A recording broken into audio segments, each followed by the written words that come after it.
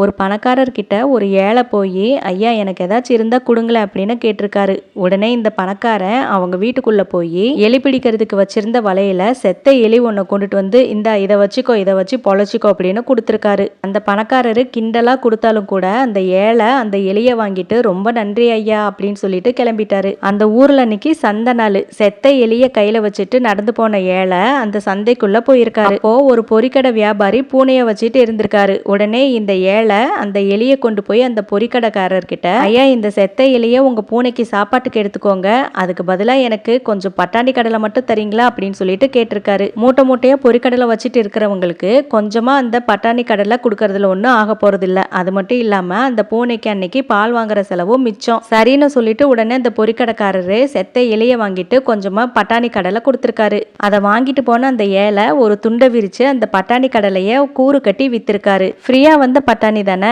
இப்ப அதெல்லாம் கூறு கட்டி விற்கவும் நிறைய காசு வந்திருக்கா. அந்த காசை எல்லாம் கொண்டு போய் திரும்பவும் கொடுத்து இன்னும் நிறைய பொறிக்கடலை பட்டாணி எல்லாம் வாங்கியிருக்காரு. அதையும் கொண்டு வந்து கூறு கட்டி விற்கவும் அதெல்லாம் நல்லா வித்து போச்சு. இப்படியே வித்து நிறைய காசு வரவும் அந்த காசை வச்சு வாழைப்பழம் எல்லாம் வாங்கி விற்க ஆரம்பிச்சிருக்காரு.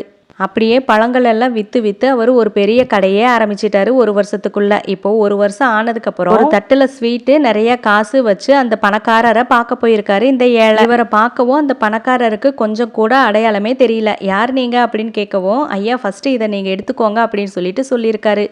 எனக்கு எதுக்கு இந்த பழம் காசெல்லாம் அப்படின்னு கேட்டிருக்காரு இந்த பணக்காரரு. இது உங்களுக்கானது தான் ஐயா, வாங்கிக்கோங்க. உங்களுக்கு என்ன அடையாளம் தெரியலையா? ஒரு வருஷத்துக்கு முன்னாடி ஒரு செத்த எலிய கொடுத்து இதை வச்சு பொழைச்சிக்கோன்னு சொன்னீங்க.